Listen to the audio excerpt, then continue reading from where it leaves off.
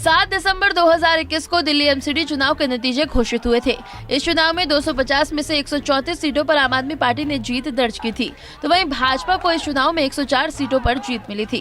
कांग्रेस को इस चुनाव में सबसे कम सिर्फ 9 सीटें ही मिली थी। आम आदमी पार्टी ने एमसीडी चुनाव में 134 सीटों पर जीत हासिल कर भाजपा के 15 साल के शासन को खत्म कर दिया था। एमसीडी चुनाव के नतीजों के बाद अब बारी थी मेयर चुनाव की, जो 6 जनवरी को होना तय हुआ था। लेकिन 6 जनवरी को एमसीडी सदन में भाजपा और आप पार्षदों ने बहुत हंगामा किया।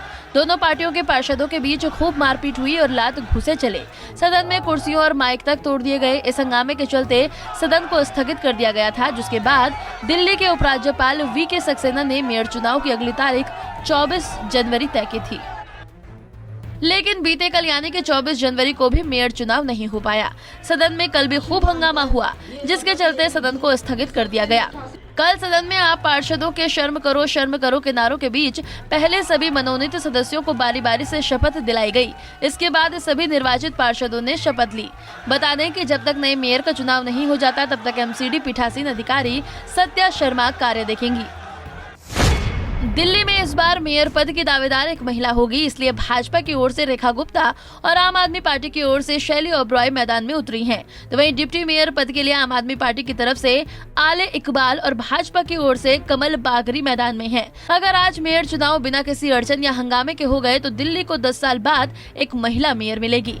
साल 1958 में एमसीडी का गठन होने के बाद उसी साल पहली बार एमसीडी चुनाव हुए थे और उस समय स्वतंत्रता सेनानी अरुणा असफ अली दिल्ली की पहली मेयर बनी थी।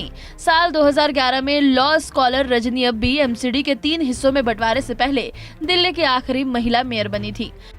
बेंच पर चढ़ रहे हैं, बेंचों पर चढ़ रहे हैं, बात पीठाधीश अधिकारी आकर बैठे, बेंच पर चढ़ गए आम आदमी पार्टी के लोग। अरे भाई मनमोहनी, अरे भाई उनके 150 पार्षद दिखाओ, उनके अपने पार्षद गायब है, 25-30 अपने पार्षद भी हैं। की जड़ें हिल गई है। आम आदमी पार्टी डर के भाग गई। अब ये देखो कैसा बवाल कर रहे हैं, ये हंगामा कर रहे हैं सदन में भी। इनको अपने पार्षदों पे भरोसा नहीं रह गया। क्या कारण रहा सर?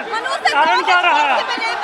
वो चुनाव ही नहीं होने देना चाहते हैं, हंगामा कर रहे हैं। देखो यहाँ भी एक गैर कानूनी और गैर संवैधानिक गुंडागर्दी और बेईमानी करके एमसीडी के ऊपर अपनी सरकार चलाना चाहते हैं। दिल्ली में एमसीडी के अंदर भारतीय जनता पार्टी की सरकार 2022 की मार्च में खत्म हो चुकी है। अब 2023 का जनवरी खत्म हो रहा है, मगर भारतीय जनता पार्टी की केंद्र सरकार ने एक इलीगल कब्जा एमसीडी पे कर रखा है। इनको मालूम है कि अगर चुनाव होंगे तो आम आदमी पार्टी की सरकार बनेगी। अब एक नया प्रयोग भारतीय जनता पार्टी कर रही है, जैसा एलजी का प्रयोग दिल्ली में किया, फिर बाकी राज्यों में किया। इन्होंने सीबीआई का प्रयोग दिल्ली में किया, फिर बाकी राज्यों में किया। मैं ये बताना चाहता हूँ, जिस राज्य में भारतीय जनता पार्टी हारेगी, वहाँ पर ये सरकारें नहीं बनने देंगे। वहाँ पे जब सरकारें बननी होंगी तो इस तरीके से हंगामा करके ये राष्ट्रपति के अधीन जो है राज्यों को रखेंगे, क्योंकि जब हाउस आएगा ये कहेंगे इसके अंदर हंगामा हो गया, सरकार तो बन नहीं पा रही, तो राष्ट्रपति के अंदर चले। इसी सिद्धांत पे ये यहाँ पे ज़बरदस्ती गुंडागर्दी बेईमानी से अपनी सरकार एमसीडी में कायम रखना चाहते हैं।